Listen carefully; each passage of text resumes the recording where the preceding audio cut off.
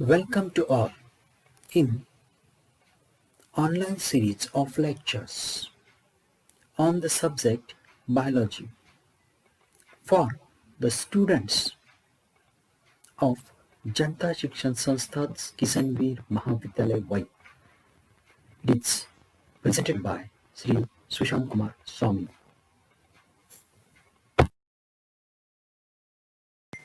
Let's see. Today we are going to discuss a concept that is chemical coordination. What is chemical coordination? It is a part of control and coordination. But previously we discussed the how nervous system communicate with the body parts and others. But now we are discussing how the organs or cell communicate with each other with the chemical signals. These chemical signals are four types. These chemical signals are of four types. First one is autocrines. Autocrines means in these the cells stimulate secretion itself. म्हणजे याचा अर्थ काय झाला की ॲटोक्राईनमध्ये या cells स्वतः secretion करतात, स्वतःपुरतं जे काही मेसेज निर्माण करायचे ते स्वतः तयार करतात, त्याला ॲटोक्राईन्स म्हटलं जातं. हे सिक्रेशन स्वतः स्टिम्युलेशनसाठी उपयोगी म्हणजे ते स्टिम्युलेट इटसेल्फ असं म्हणता येईल, असंच सिक्रेशन असतं. दुसरं जे आहे दुसरा प्रकार येतो तो पॅराक्राइन्स. पॅराक्राइन्स म्हणजे काय येतं? What is mean by paracrines? Paracrines means cell secretions means secret chemicals which are stimulate to neighboring cells. म्हणजे जवळच्या पेशींना जाग करण्यासाठी, त्यांना कार्यान्वित करण्यासाठी, त्यांना ॲक्टिवेट करण्यासाठी, त्यांना स्टिम्युलेट करण्यासाठी हे सेल सिक्रेशन करते, त्याला पॅराक्राइन्स म्हटलं जातं. त्यानंतर पुढचा प्रकार आहे एंडोक्राइन्स. आता एंडोक्राइन्स या सेल्स किंवा ह्या सेल्स जे काही सिक्रेशन करतील ते डिस्टन्स ऑर्गन, लांब म्हणजे लांबच्या बाजूला जे त्या पेशीपासून दूर आहेत अशांसाठी हे सिक्रेशन केलं जातं, त्याला एंडोक्राइन म्हटलं जातं. Endocrine means cells release secretion for distance cells. Next is the पुढचा प्रकार आहे केमिकल सिक्रेशनमधला, तो म्हणजे फेरोमोन्स. याच्यामध्ये अशा पद्धत सिक्रेशन्स आहेत ती दुसऱ्या ऑर्गॅनिझमसाठी सिक्रेशन केली जातात की त्याच्यामुळं दुसऱ्या ऑर्गॅनिझमला काय केलं जाईल? स्टिम्युलेट केलं जाईल, ॲक्टिवेट केलं जाईल. अशा पद्धतीचं हे केमिकल सिग्नलचे 4 प्रकार असतात: ॲटोक्राइन्स, पॅराक्राइन्स, एंडोक्राइन्स आणि फेरोमोन्स. आणि ह्या 4 पैकी आपण एंडोक्राइन सिस्टीमवर याच्यावर जास्त चर्चा करणार आहोत. पुढच्या याच्यामध्ये आपण एंडोक्राइन सिस्टीम. आता हायर ॲनिमल्समध्ये जर बघितलं तर त्या ठिकाणी कॉम्प्लेक्सिटी आहे. मल्टीसेल्युरिटी आल्यामुळे कॉम्प्लेक्सिटी आली. त्या ठिकाणी प्रत्येकाची each and every functions are they may be a complex structure and their functioning system is also complex, and for their proper coordination there is need of extra need of other than nervous system to communicate, so that chemical coordination is necessary. Nervous coordination बरोबर chemical coordination ही complex ॲनिमलची गरज आहे, कारण त्या ठिकाणी complexity, गुंतागुंतीची प्रक्रिया झाली आहे. आणि मग म्हणून त्याच्यावर नियंत्रण ठेवण्यासाठी, त्याच्याशी फंक्शनिंग प्रॉपर बॉडीचं होण्यासाठी केमिकल कोऑर्डिनेशनची गरज आहे. आणि ही केमिकल कोऑर्डिनेशन हे एंडोक्राइन सिस्टीमद्वारे होतं, म्हणून त्याला एंडोक्राइन सिस्टीम असं म्हटलं जातं, किंवा एंडोक्राइन सेल्सद्वारे. म्हणजे आपण जे एंडोक्राइन पाहिलं केमिकल सिग्नलचा प्रकार त्याच्यामार्फत होतं, आणि त्याला आपण एंडोक्राइन सिस्टीम असं म्हणतो. In endocrine system there is glands, various glands, and these glands are ductless glands. It means for these glands there is no ducts.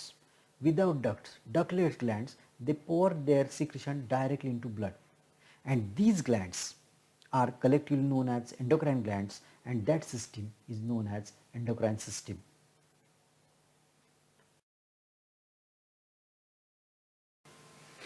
Endocrine system. Body activity is controlled by chemical signals, especially known as hormones.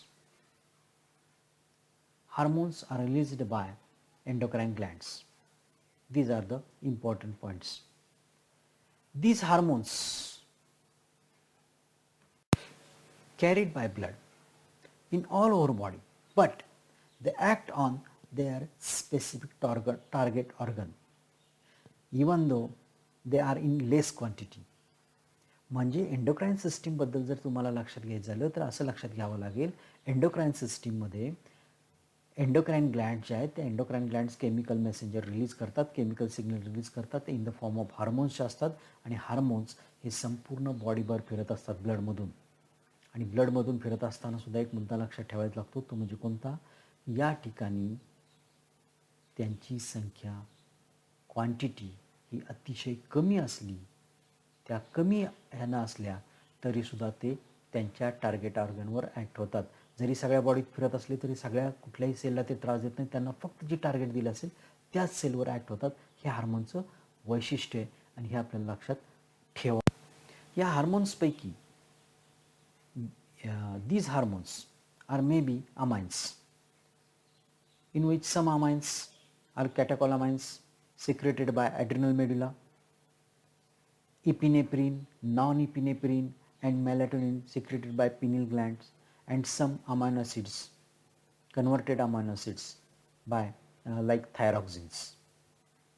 These are the amine type of hormones.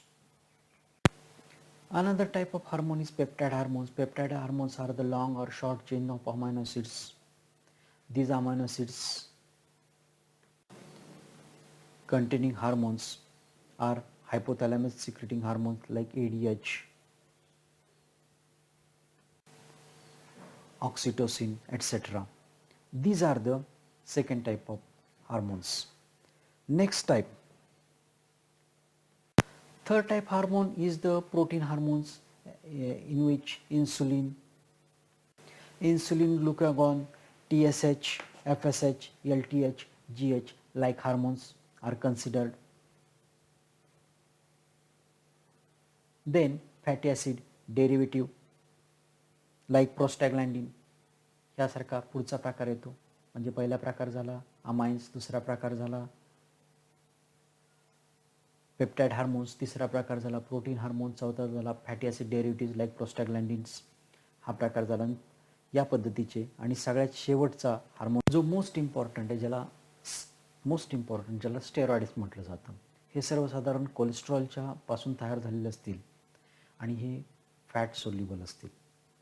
असे जे hormone steroids आहेत हे याच्यामध्ये oestrogen असेल, progesterone असेल, aldosterone असेल, यासारखे testosterone असेल, टेस्टोस्टेरॉन असेल, यासारखे हार्मोन्स याच्यामध्ये येतील. आणि सगळ्यात शेवटचा एक प्रकार असतो तो म्हणजे गॅस, ज्याच्यामध्ये नायट्रिक ऑक्साईड या स्वरूपात असतं हार्मोन, पण त्याचा रेफरन्स कमी येतो. बाकीचे हे हार्मोन्स आपल्याला जास्त येतात. सगळ्यात जास्त आपण हार्मोनचे जर दोन भाग बघितले तर दोन येतात, ते वॉटर सोल्युबल आणि फॅट सोल्युबल. कारण याचा नंतर मेकॅनिझम आपण जे पुढचं पाहणार आहे त्याच्याशी रिलेटेड याचा संबंध येतो.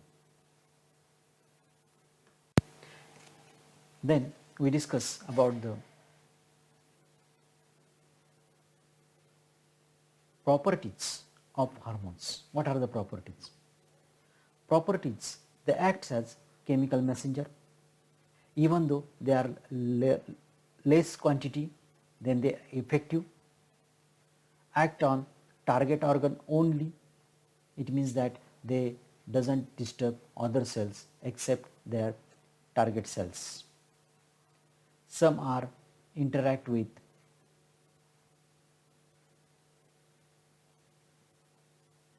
receptors present on plasma membranes. Means most of the hormones, they are non-fat soluble or non-lipid soluble. They act on plasma membranes, and those hormones some are interact with the genes, means they enter through plasma membrane. These are the lipid soluble. They enter and interact with genes. These are the some characters of hormones. Even though hormones can uh, controlled by positive or negative feedback, means how their secretion starts, increased or secretion decrease, it will be decided by positive or negative feedback.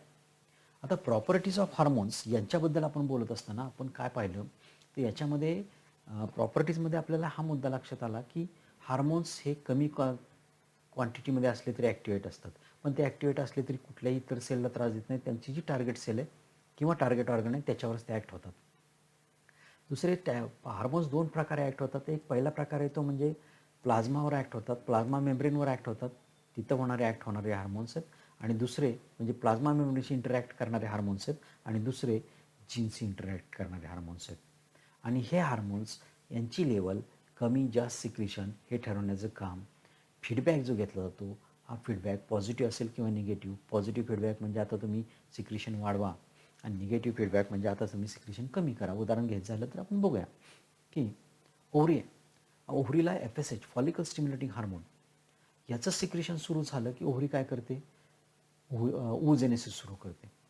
ओव्हुजेनेसिस, आता ओव्हुजेनेसिस process पूर्ण करायची असेल तर पुन्हा negative feedback पाठवला जातो की आता भरपूर प्रमाणात झालं तर ते थांबवा. निगेटिव्ह फीडबॅक दिला की FSH हार्मोन थांबतं, सिक्रिशन कमी केलं जातं, थांबवलं जातं. हे सिक्रिशन प्रमाण कमी करण्याचं जास्त करण्याचं काम आहे, याला आपण पॉझिटिव्ह निगेटिव्ह फीडबॅक म्हणतो. याच्यामध्ये तुम्ही आत्तापर्यंत एंडोक्राईन सिस्टीममध्ये जर ग्लँड्स पाहिल्या तर त्याच्यामध्ये पिट्युटरी ग्लँड आहे, थायरॉइड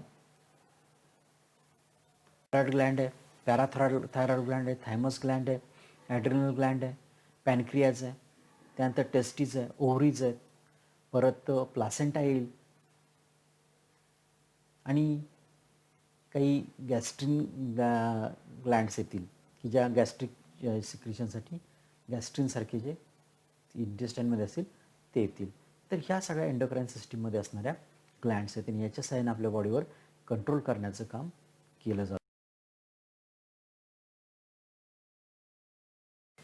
आता आपण बघूया mechanism of hormone action. Let's see mechanism of hormone action, how hormone acts on tissue or cells.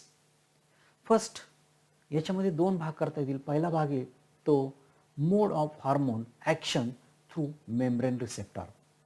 Those hormones, आता हे हार्मोन्स आहेत, हे हार्मोन्स मेम्ब्रेन रिसेप्टरवर कशा पद्धतीने ॲक्ट होतील, कारण दोन प्रकार आहेत आपल्याकडं हार्मोन्स. एक वॉटर सोल्युबल आहेत आणि दुसरे आहेत ते फॅट सोल्युबल आहेत. वॉटर सोल्युबल हार्मोन कशा पद्धतीने ॲक्ट होतील, फॅट सोल्युबल हार्मोन कशा पद्धतीने ॲक्ट होतील याचा आपल्याला विचार करायचा आहे. तर आपण पहिला मोड घेऊया की मेम्ब्रेन, प्लाझ्मा मेम्ब्रेनशी इंटरॅक्ट करणारे हार्मोन्स. मोड ऑफ ॲक्शन मेम्ब्रेनचा mode of action hormone action through membrane receptor ही तुमच्या डोक्यात कन्सेप्ट येण्यापूर्वी अगदी हार्मोन कशा पद्धतीने ॲक्ट होतो याचा विचार करूया. हार्मोन्स हा ज्यावेळेस ग्लँडकडून रिलीज केला जातो तो येतो, तो टार्गेट प्रत्येक सेलपाशी जातो. प्रत्येक सेलपाशी जात असताना प्रत्येक सेलला ते ॲक्ट होत नाही, त्याच्यावर ॲक्ट करत नाही, कारण त्याची टार्गेट सेल ठरलेली असते. कारण टार्गेट सेलच्या ठिकाणी काय असतं, त्या ठिकाणी त्याचा रिसेप्टर असतो. जोपर्यंत त्याला रिसेप्टर मिळत नाही तोपर्यंत त्या ठिकाणी तो ॲक्ट करत नाही. मग तो रिसेप्टरच्या ठिकाणी काय होतो, रिसेप्टर बाइंड करतो. जसं अँटीजन अँटीबॉडी बाइंडिंग असतं तसं इथं हार्मोन रिसेप्टरशी बाइंडिंग होतं आणि बाइंडिंग झाल्यानंतर मग पुढची प्रोसेस चालू होते. मोड ऑफ ॲक्शनमध्ये आता मेम्ब्रेनमध्ये बघा थ्रू प्लाझ्मा मेम्ब्रेन. आता प्लाझ्मा मेम्ब्रेनमध्ये काय होत असेल याची आपण मेम्ब्रेन रिसेप्टर्स जे आहेत किंवा मेम्ब्रेनशी इंटरॅक्ट करणारे हार्मोन्स आहेत प्लाझ्मा मेम्ब्रेनचे, हे सर्वसाधारण सगळेच्या सगळे हे नॉन लिपिड सोल्युबल आहेत.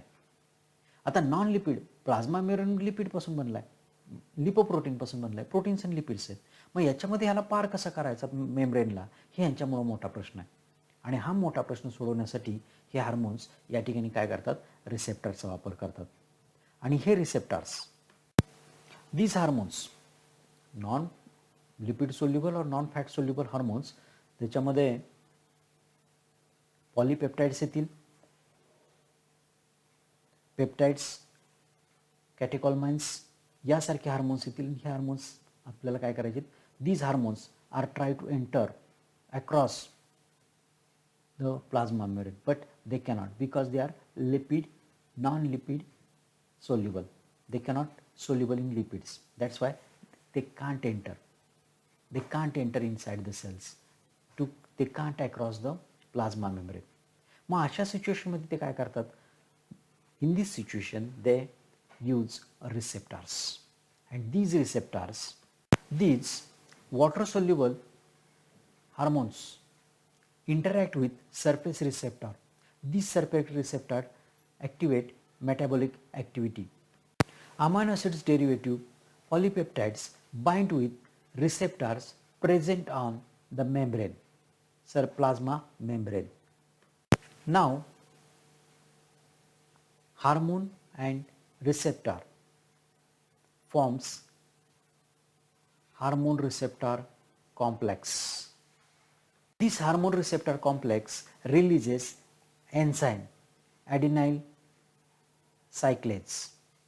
These hormone receptor enzyme released by hormone receptor complex. This enzyme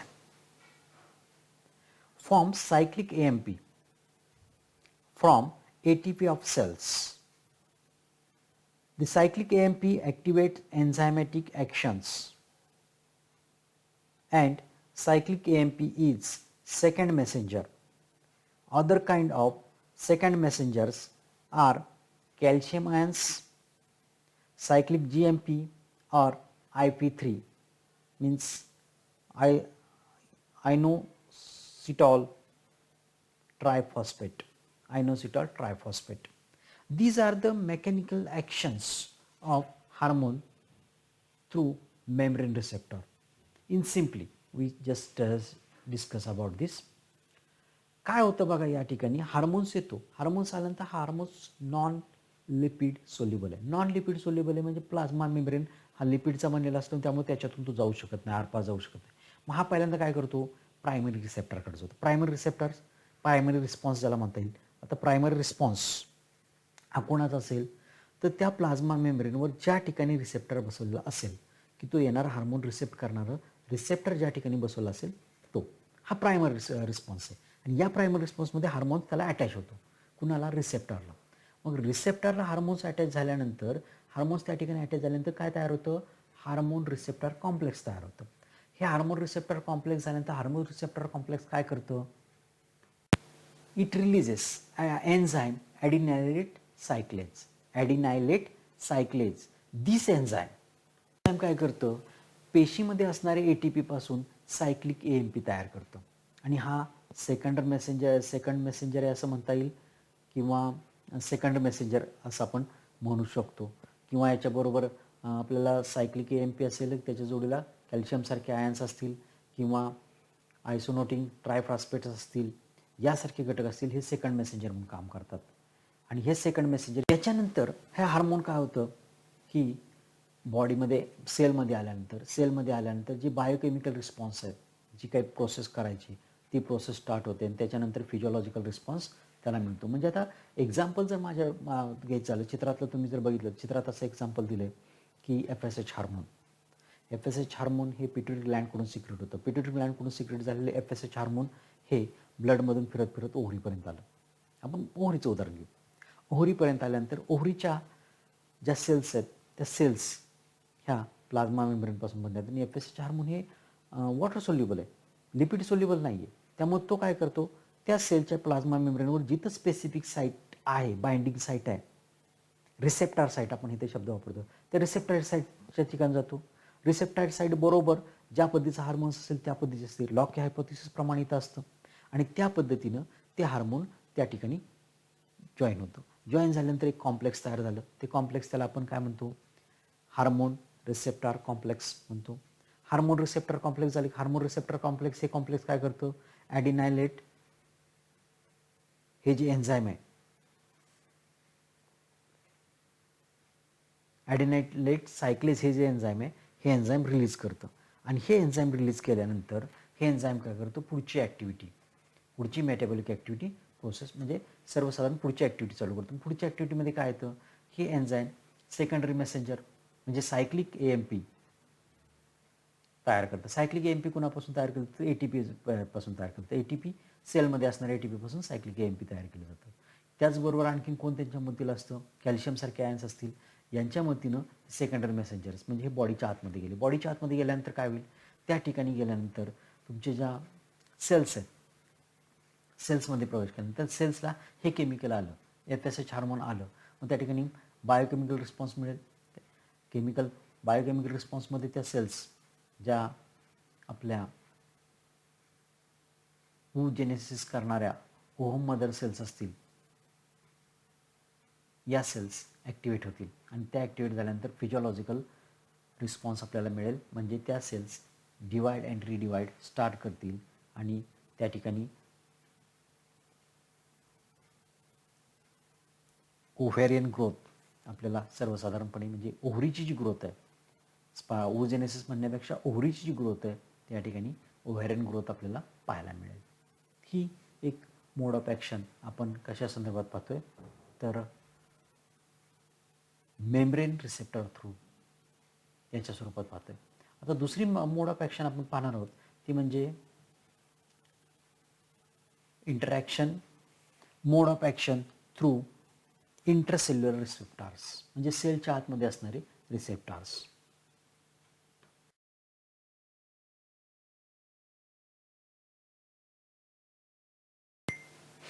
second mode of action, second mechanism of hormone action आपण पाहतोय. याच्यामध्ये in this here mode of hormones action through intercellular receptors. Intercellular receptors means that the receptors are present inside the cells. They are not present outside the cells. And these hormones, mostly steroids and thyroid hormones, these are non-water soluble. It means that they are lipid soluble. They directly enter into the cells. There is no obstacle to, or there is no obstacle for these hormones to enter inside the cells. They directly enter inside the cells. मग याच्यामुळे आपण असं म्हणू शकतो की हे hormone जे आहेत,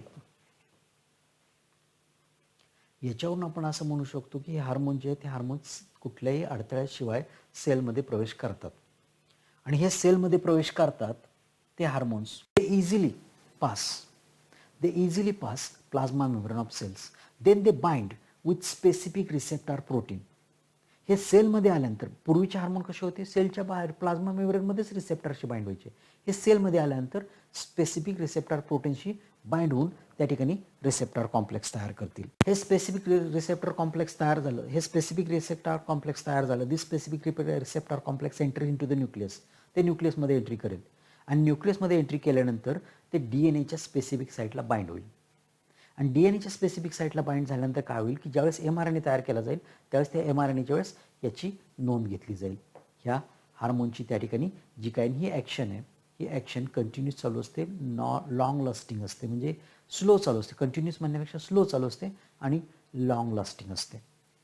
अगोदरची ॲक्शन आहे ती शॉर्ट, जोपर्यंत हार्मोन आहे तोपर्यंत, पण ही लॉंग लास्टिंग ॲक्शन चालू. काय करतं तर हे स्पेसिफिक DNAला जोडल्यानंतर हा DNA ज्यावेळेस म्हणजे स्पेसिफिक जीन ॲक्टिवेट होतो आणि ज्यावेळेस mRNA तयार करायचा आहे त्या mRNA पासून प्रोटीन सिंथेसिस तयार करायचे, कोणत्या प्रकारचे प्रोटीन सिंथेसिस त्या ठिकाणी प्रोटीन्स तयार करायचे याची गाईडलाईन, म्हणजे थोडक्यात mRNA पासून आपल्याला नवीन प्रोटीनची चेन तयार, पॉलिपेप्टाइड चेन तयार होते, त्याची गाईडलाईन ह्या जीन्सपासून मिळते. म्हणजे कोणत्या जीन्सपासून काय तयार करायचं, काय कुठली गोष्ट तयार व्हायची हे आपल्याला या हार्मोन्सपासून सुरुवात झालेली मिळते. आणि याच ठिकाणी हे हार्मोनचं सिक्रेशन थांबलं की ती पॉलिपेप्टाइड चेन, ते पर्टिक्युलर कॅरेक्टर्स किंवा ते पर्टिक्युलर पार्ट आपल्याला पूर्ण झालेला दिसतो.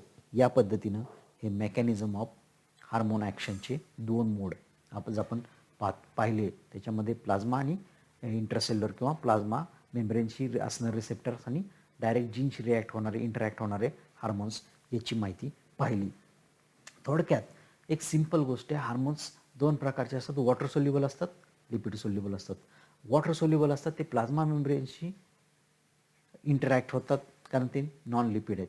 लिपिड ते ट्रान्सफर करू शकत नाहीत, प्लाझ्मा मेम्ब्रेन ॲक्रॉस करू शकत नाहीत, म्हणून त्या ठिकाणी रिसेप्टर्स असतात. आणि हे तात्पुरते असतात, फास्ट ॲक्टिंग असतात आणि पटकन करतात आणि त्यांचं काम झाले की ते बंद होतात. पण दुसरे जे आहेत, जे नॉन वॉटर सोल्युबल आहेत, जे लिपिड सोल्युबल आहेत, ते lipid plasma membrane directly cross करतात आणि सेलमध्ये जातात. सेलमध्ये गेल्यानंतर ते न्यूक्लियसपर्यंत जातात. न्यूक्लियसमध्ये जाऊन ते DNAला बाइंड होतात डी एन एला बाइंड झाले की डी एन एला बाइंड झाल्यानंतर स्पेसिफिक साईट असते, साईटला बाइंड झाल्यानंतर तिथून पुढं ते त्यांचं कार्य, ज्यावेळेस त्या डी एन एपासून नवीन एम आर एन ए बाहेर पडतो, त्या एम आर एन ते जीन त्या पद्धतीचं ते कॅरेक्टर त्या तिथून काय करतील, तो मेसेज पुढं कंटिन्यू करतील आणि मग प्रोटीन सिंथेसिस तयार होईल. प्रोटीन सिंथेसिस प्रोसेस चालू होईल.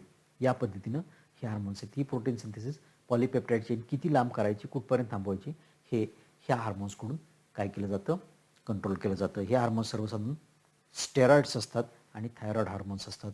हे नॉन वॉटर सोल्युबल हार्मोन्स आहेत, बाकीची नॉन लिपिड सोल्युबल हार्मोन्स आहेत. या पद्धतीनं आपण कम्युनिकेशन पाहिलं.